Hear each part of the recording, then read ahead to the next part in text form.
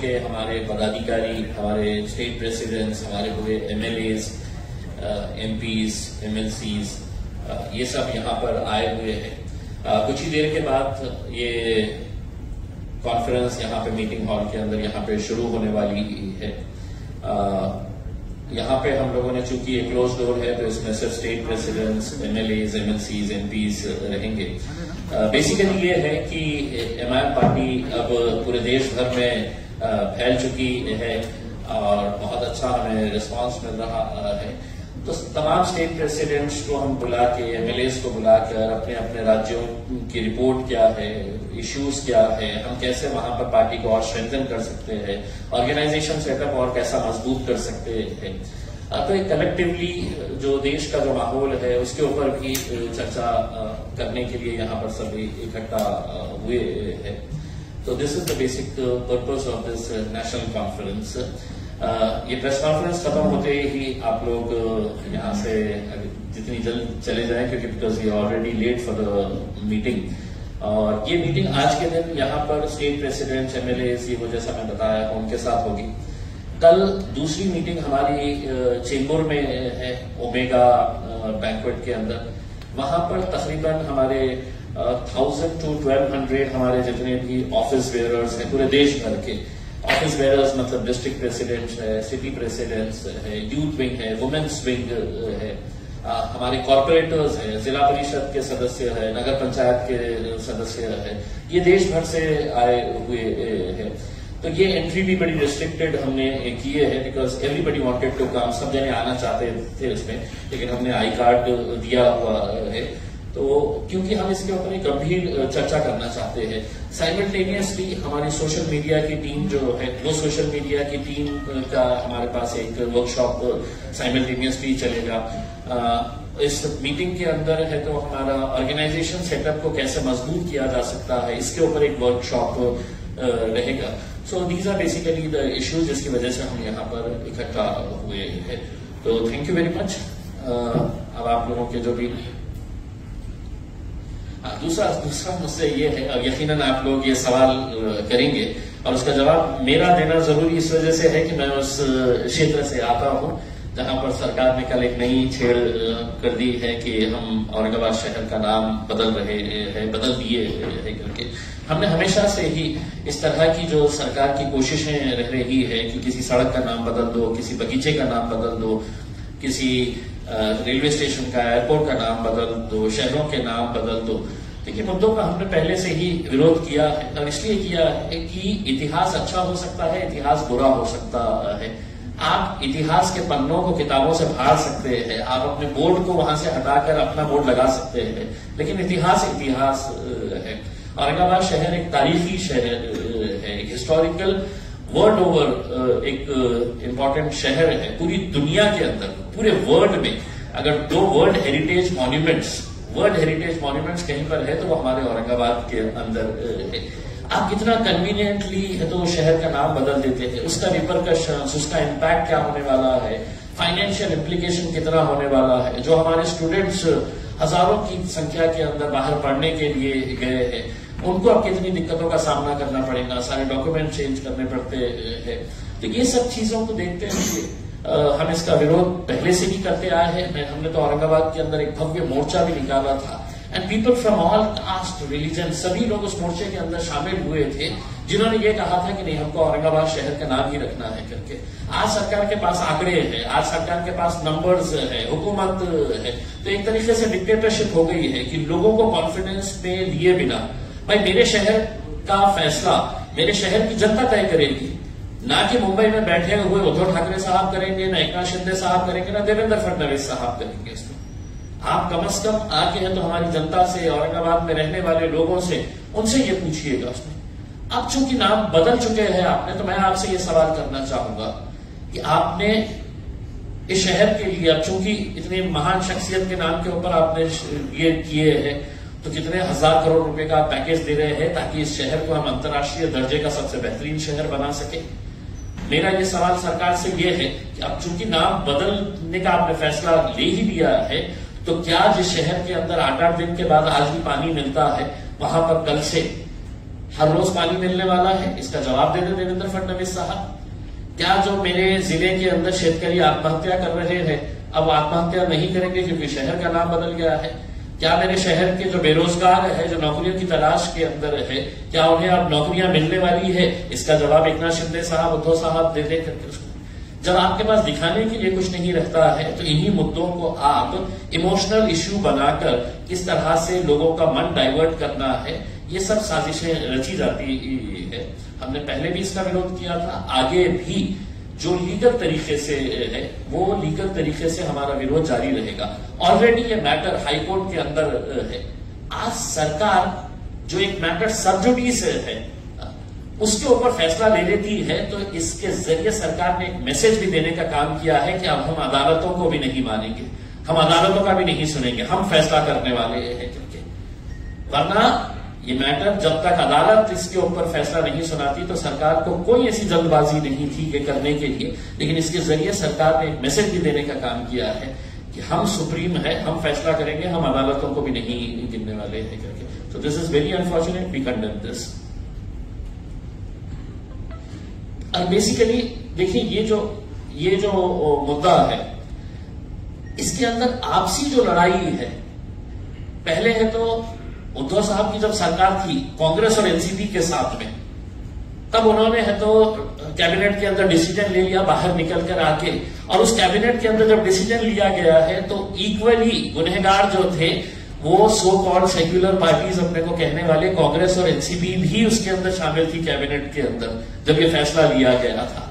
उसके बाद जब उन्होंने फैसला ले लिया कि संभाजी नगर नाम रखने का है करके, तो एकनाथ शिंदे साहब और देवेंद्र फडणवीस साहब को लगा कि साहब ये इन्होंने नाम दिए हुए हैं, मुझे इसके अंदर कुछ ना कुछ तो बदलाव करना पड़ेगा, नहीं तो है तो ये क्रेडिट लेके चले जाएंगे। तो उन्होंने उसके आगे छत्रपति लगा दिया कि अब शहर का नाम ये रहेगा करके। उसमें मेरा ये कहना है कि जितने गुनहगार शिवसेना और भारतीय जनता पार्टी है, कांग्रेस और एनसीपी के मंत्रियों ने साफ तरीके से कहा है। मैं आपको एनसीपी की शरद पवार साहब की जो मोहतरमा बेटी है, उन्होंने कुछ दिन पहले फ्लाइट में जा रहे थे तो उन्होंने है तो ट्विटर के ऊपर ये दावा था कि मैं संभाजी नगर से उड़ रही हूं करके उसमें। तो यानी कि आपका ये है कि कम से कम लोगों की भावना को आप समझते कि लोग क्या चाहते हैं करके, लेकिन आपकी राजनीति की वजह से आप ये जो फैसले कर रही है, मैं कड़ी निंदा करता हूं ये तमाम राजनीतिक पार्टियों की, कांग्रेस की, एनसीपी की, और मैं चाहूंगा कि उनके लीडर्स, जितने भी बड़े बड़े लीडर्स हैं, उन्होंने साफ शब्दों के अंदर ये कहना चाहिए, चाहे वो शरद पवार साहब हो, सुप्रिया सुले मैडम हो, अजित पवार दादा हो, कि अब ये फैसला लिया गया है तो हम इसका स्वागत करते हैं या इसका विरोध करते हैं। कांग्रेस के बड़े नेताओं ने तो खुलकर कहना चाहिए ताकि हमको भी समझ में आ जाए कि आप लोग जब सत्ता में रहते हैं तो आप क्या करते हैं और सत्ता के बाहर चले जाते हैं तो आप क्या करते हैं करके। We have always condemned that and we will continue to raise a voice and protest against this. Thank you. Sir एक प्रश्न होता तुम्हाला, जेव्हा एकनाथ शिंदे बाहेर पडले होते तेव्हा उद्धव ठाकरे यांनी देवेंद्र फडणवीसांना फोन केला होता की तुम्ही आता मुख्यमंत्री बना, पण फडणवीसांनी सांगितले की आता ती वेळ निघून गेलेली आहे। त्यांचं जे भांडण आहे त्यांच्या भांडणामध्ये मी कशाला उडी मारू, माझ्यासाठी तर चांगलं आहे। माझी तर प्रार्थना असणार आहे की हे तर जो 2 गट झालेले आहे शिवसेनेचे, त्या 2 गटाच्या ऐवजी 3 गट होऊ द्या, 4 गट होऊ द्या, तुम्ही भांडत राहा, पण हे एक नक्की आपल्याला सांगतो की या भांडणामध्ये जे मराठी माणसाला मागे टाकण्याचा जे प्रयत्न भारतीय जनता पार्टीने केलेला आहे, एकनाथ शिंदे साहेबांना असं वाटत असेल की मुख्यमंत्री आहे, नाही साहेब, तुमचा रिमोट कंट्रोल देवेंद्र फडणवीसांच्या हातात आहे, अमित शहाच्या हातात आहे। तुम्ही एक मेसेज दिलेला आहे की आम्हाला मराठी माणसाची काही देणं घेणं नाही आहे। उद्धव ठाकरे साहेब जेव्हा आले होते सत्तेमध्ये फक्त कुर्सीसाठी, काँग्रेस आणि राष्ट्रवादी काँग्रेस सोबत तुमचा जन्मच झाला होता, तुमच्या पार्टीचा जन्मच या मुद्द्यावर झाला होता की आम्ही काँग्रेस आणि राष्ट्रवादीचा विरोध करणार आहे म्हणून आम्ही शिवसेना स्थापित केलेली आहे। फक्त कुर्सीसाठी तुम्ही केलं, आणि आता एकनाथ शिंदे साहेब जे करत आहे ते मराठी माणसांच्या डोक्यावर गुजराती लोकांना कशा आणून तुम्ही बसवलेले आहे हे मराठी लोक कधी तुम्हाला माफ करणार नाही। ये बाकी के जो है सवाल अब ओवैसी साहब।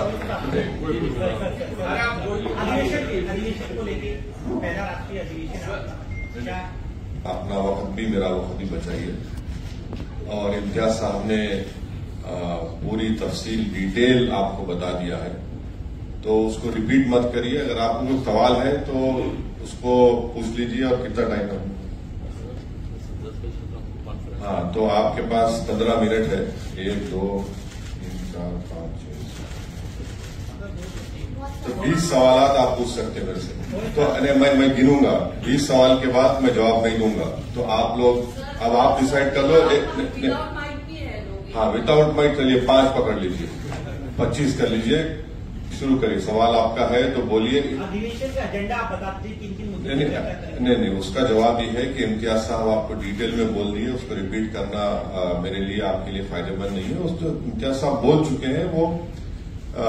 और कल शाम में भी हमारा एक प्रेस कॉन्फ्रेंस होगा, उसमें जो हम डिसीजंस लिए, क्या रेजोल्यूशंस पास किए, क्या डिस्कशन हुआ, वो फिर हम आपके सामने रखेंगे। अफसर साहब, जिस तरीके से हम देख रहे हैं महाराष्ट्र की राजनीति में कई सारे समीकरण बदले हैं, चाहे सत्ता पक्ष की हो या विपक्ष की हो। तो पिछले चुनाव में आप वंचित बहुजन आघाड़ी के साथ थे, लेकिन इस बार वो घोषणा कर चुके हैं कि वो शिवसेना के साथ जा रहे हैं। तो आपके लिए ये जो नई बदली हुई परिस्थिति है, इसमें आप किन नए लोगों को साथ में जोड़ने की कोशिश होगी, या फिर किस तरीके से उस वंचित बहुजन आघाड़ी से जो नुकसान होगा उनके जाने से उसकी भरपाई करेंगे आप?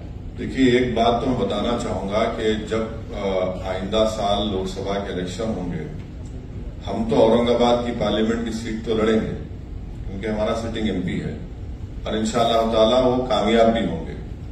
दूसरी बात ये कि और कितने लोकसभा की सीट हम लड़ेंगे, इसका नंबर इम्तियाज जलील साहब, हमारे जो प्रेसिडेंट है, working president doctor Ghaffar Qadri साहब जो मेरे बाजू बैठे हैं, वो सब मिलकर तय करेंगे। किससे अलायंस होगा नहीं होगा, ये आपको थोड़ा इंतजार करना पड़ेगा। इतना जल्दी डिटेल बताना सही नहीं होगा, मगर ये फैक्ट है जो आपके सामने में रखना। क्या फर्क पड़ेगा वंचित बहुजन आघाड़ी? आपका 2 सवाल हो, 3 हो गए। इसी सवाल में सर, उनके जाने से कितना फर्क पड़ेगा? नहीं, मैं उनको मुबारकबाद, और जहां कहीं भी गए उनको मुबारकबाद।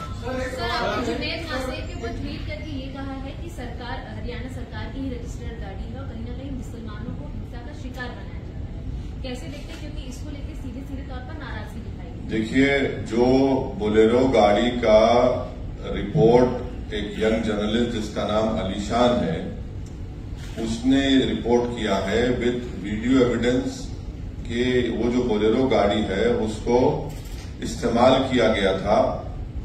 जहां कहीं भी ये जो सो कॉल्ड गौ रक्षक टास्क फोर्स जो बना दिया गया है, वो लोगों पर आतंक फैलाते हैं, मारते हैं, पीटते हैं, उनको कपड़े उतारकर घसीटते ले जाकर उस हर जगह वो बोलेरो दिख रही है।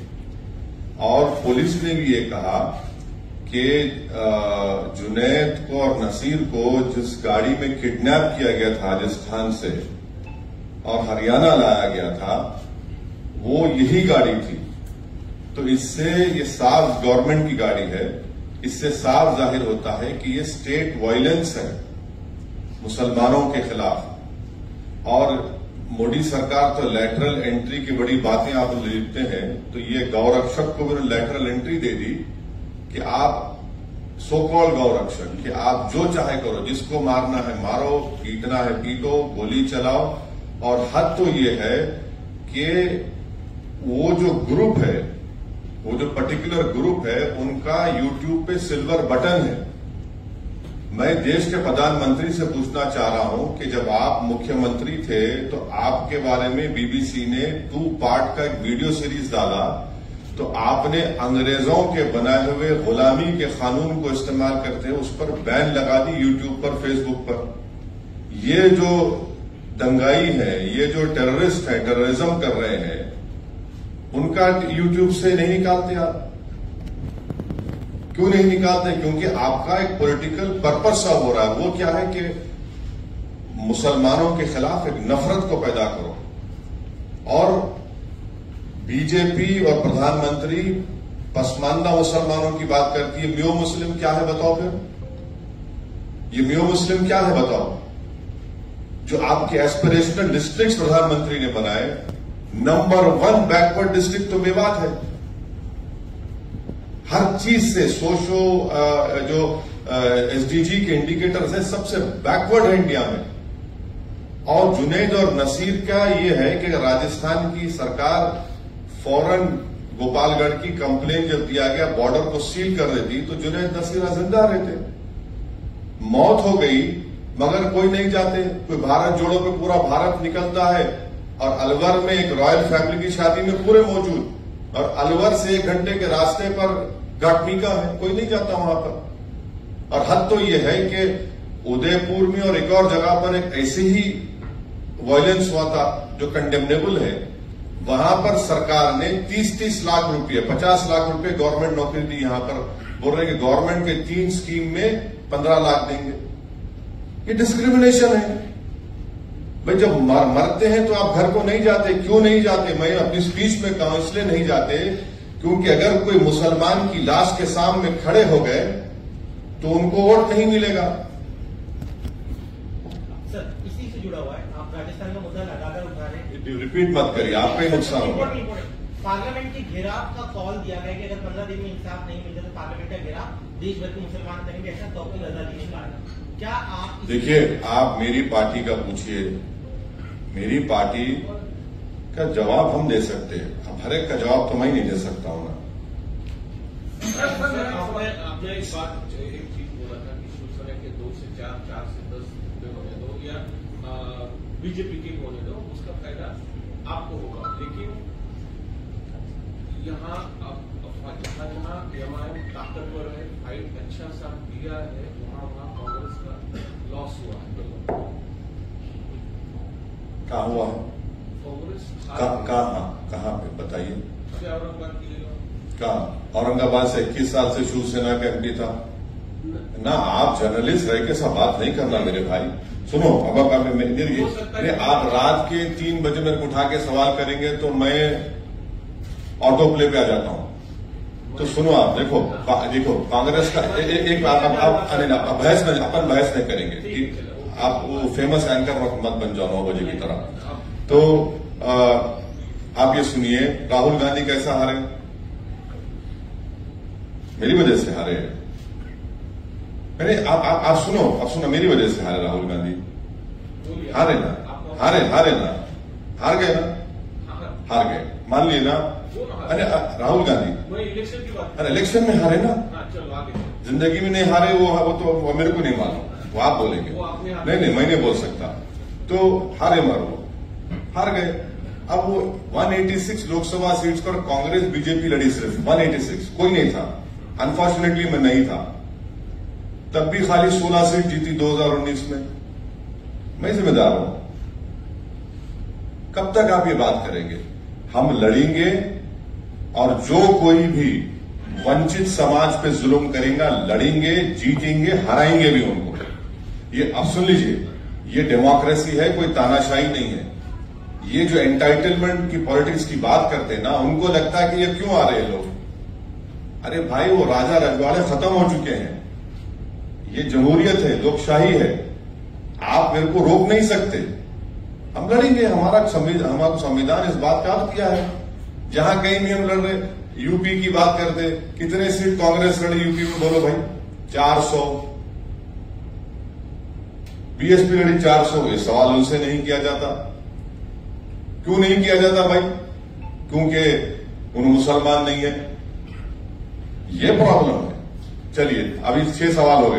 सर, मेरा एक सवाल है कि पंजाब में एक बार फिर खालिस्तान का मुद्दा उठता दिख रहा है, जहां पर खालिस्तानी समर्थक अमित शाह जो कि गृह मंत्री हैं, उन्हें एक बात बताइए। हाँ, मैं जानता हूं। एक बात बताइए, अगर वो भाषा, वो वर्ड्स अगर मजलिस का एक छोटा मेंबर दे देता तो आप लोग तो अब तक उसकी 1 नहीं 25 शादी कर दी होते टीवी चैनल के ऊपर। नहीं करे आपने। और बीजेपी भी बड़ी उसको उर्दू में एक वर्ड है माने खैज, खामोशी। माने खैज खामोशी बीजेपी की है। ये समझ में नहीं आ रहा उनको क्या चल रहा है वहां पर।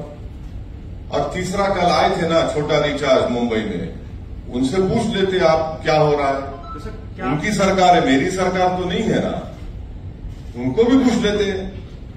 सर उनका तो ये कहना था, भगवत मान का ये कहना था कि पंजाब में लॉ एंड ऑर्डर मेंटेन है। हाँ बिल्कुल है, बिल्कुल है। क्या आप सरकार पे सवाल उठा रहे हैं? नहीं बिल्कुल है, मैं भी कह रहा हूँ बिल्कुल है, दिख रहा है ना हमारे को। थोड़ा बहुत हम उतने उनसे छोटा रिचार्ज की तरह उतना हमको दिमाग नहीं है, मगर थोड़ा तो दिख रहा है हमको क्या हो रहा है। इतना तो हम देखिए, MIM पार्टी तो इतना तो पॉलिटिकल सेंस है हमारे को, हम ये बोल सकते हैं कि बारिश कब होने वाली है। हम हवाओं में सूंघकर मिट्टी की खुशबू, मिट्टी आने के बाद हम नहीं बोलते कि बारिश होने वाली है, हम ये जरूर बोलेंगे बारिश होने वाली है। सर आगे क्या कार्रवाई की मांग करेंगे? हाँ completed, it is complete. Sir एक सवाल है, वैसे दो सवाल है, लेकिन पहला सवाल ये है कि जिस तरीके से आप लोग आपने जिक्र किया कि डेमोक्रेसी है, जिस तरीके से आपने बोला कि यहाँ पर डेमोक्रेसी है, तानाशाही नहीं है, तो उसी से जुड़ा सवाल ये है कि जिस तरीके से आपने देखा शिवसेना के बारे में जो हुआ, इलेक्शन कमीशन ने जो डिसीजन दिया, तोड़ मोड़ पर जो भाजपा ने सरकार बनाई शिंदे के साथ में, लेकिन बाद में जो इलेक्शन कमीशन ने जो डिसीजन दिया, जो चुनाव चिन्ह था वो चला गया। क्या इलेक्शन के कमीशन के निर्णय के ऊपर आप किस तरीके से देखते हैं?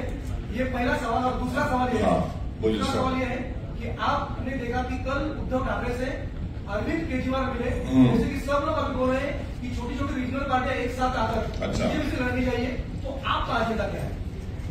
सबसे पहली बात तो ये बताइए, आपका सवाल ये भी होना चाहिए था, अगर आपका इख्तियार है कि बिहार में मेरे 4 MLA को तोड़ दिए कांग्रेस राजद, वो अच्छा काम था क्या? बोलो, आपको पूछना चाहिए था। जब यहां गलत हुआ तो वहां सही हुआ क्या? क्योंकि ये सेकुलरिज्म के ठेकेदार हैं, ये चंगेज खान की तरह काम करेंगे तो नहीं, वो उनको चंगेज मत बोलो। यहां पर होगा महाराष्ट्र में तो चंगेज है जो भी कर रहे हैं। अरे भाई चंगेज दोनों जगह पे होता है ना, एक जगह कहाँ होता है? दोनों जगह होता है।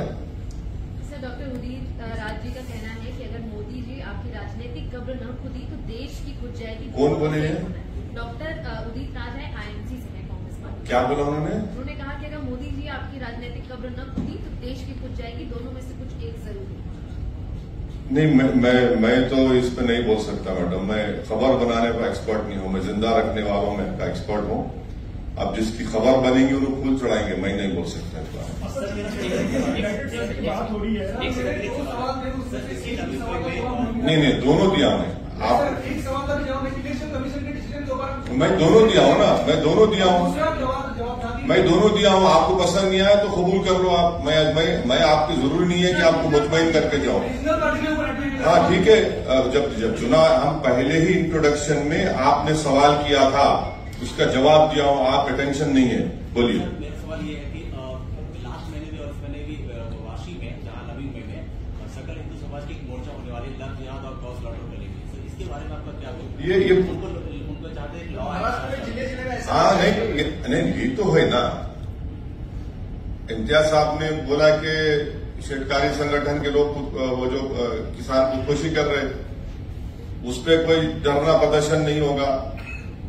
नौजवानों का बेरोजगारी उनका मुकद्दर बन चुका, उस पर कोई बात नहीं करेंगे। पर किस पे बात करेंगे? इन मुद्दों पर, ताकि पूरे माहौल को गर्मा के रखे, एक पोलराइजेशन होता रहे, गंदगी फैलती रहे, और पूरा बीजेपी और आरएसएस, यहां की सरकार उसके पीछे है। इसीलिए उसमें इस तरह के स्पीचेस किए जाते हैं। और सुप्रीम कोर्ट ने भी उसका नोटिस लिया है। सुप्रीम कोर्ट ने कह दिया कि 100 मोटो एक्शन, तो देखते हैं 100 मोटो एक्शन लेंगे नहीं लेंगे। तो बिल्कुल इनका एजेंडा है, यही तो एजेंडा है उनका।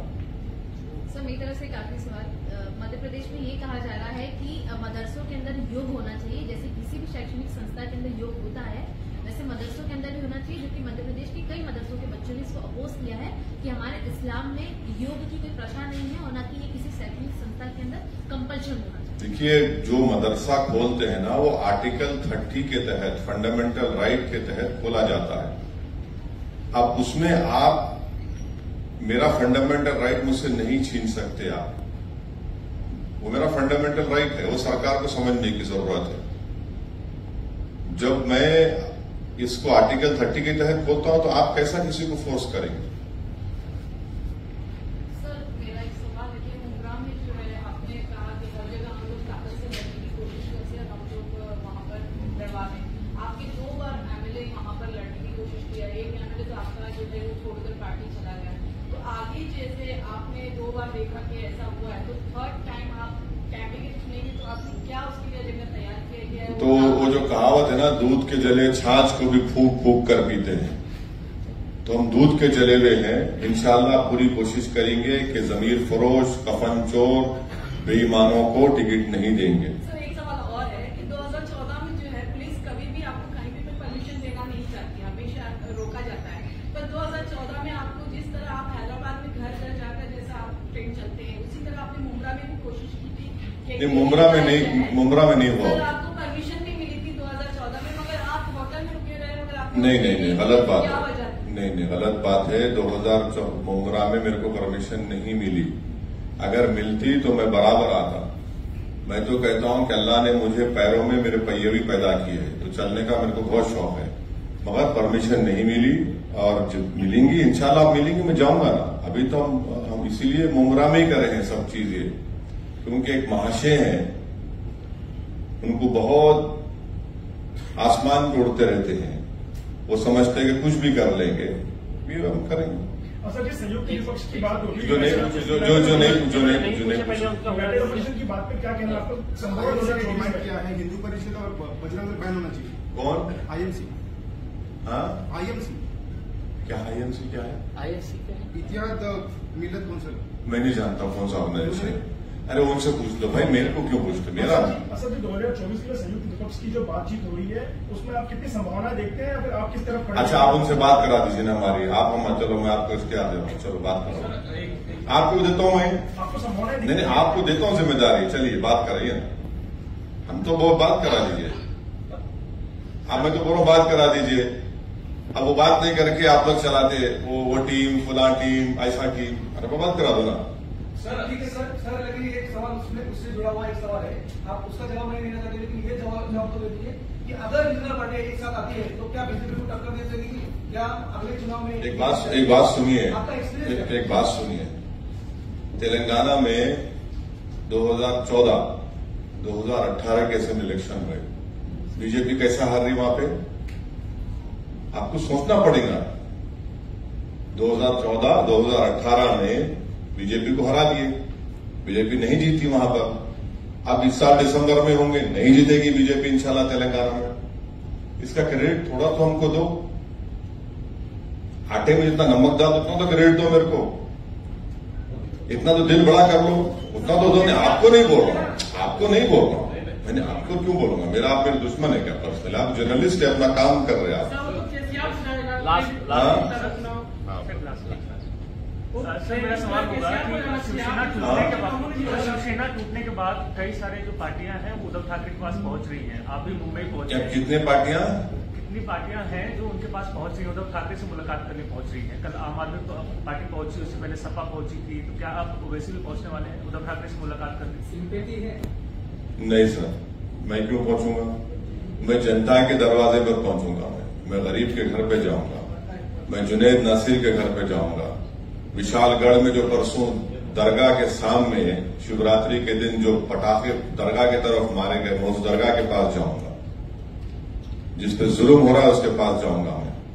और जो लोग खामोश बैठे हुए हैं वो क्या बोलेंगे फिर? वो तो बोलना चाहिए ना उन लोगों को, कुछ नहीं बोलते। देखते हैं क्या आपका क्या सवाल था? आपके घर पर हमला किया गया दिल्ली में, उससे पहले गोलियां चलाई गई थी, आपको लगातार ऐसा है ना, ये नामर्द लोग हैं, इनको हिम्मत नहीं है, तो इनको लगता है कि मेरे घर पे आके तो पत्थर मारेंगे। मैं इन लोगों से बोलूंगा कि बेटा नेक्स्ट टाइम जब तुम आएंगे मेरे को बोल के आना, मैं रहूंगा घर पे, जब पत्थर मार के दिखाओ। अरे क्या है ये? अच्छा आपको मालूम कि मेरे जैसा ये कैमरा है ना, ये कैमरा, वो दीवार, उधर दिल्ली पुलिस का हेडक्वार्टर है, बाजू मेरा neighbour election commission of India है। वो क्या हो रहा है? ये एक हाई सिक्योरिटी जोन में 4 मर्तबा हो चुका है और ये तमाशा देख रहे हैं। तो इससे आपको समझ में, आप देश देख रहा है इन चीजों को। तो खैर देखिए, मेरी जान की कोई अहमियत नहीं है, आप और हम जाएंगे इस दुनिया से, मगर जो आप जो चीज कर रहे हैं, लम्हों ने खता की सदियों ने सजा पाई का मामला हो जाएगा। हो गया सर एक ही है। नहीं सर लास्ट प्लीज अधिवेशन के बारे में आपके हो गया अधिवेशन का आपको बोल दिया ना, शुरू में बोल दे अधिवेशन। नहीं सर वो आप सुन लो, चाहे तो जवाब दे दो, नहीं तो दे देंगे।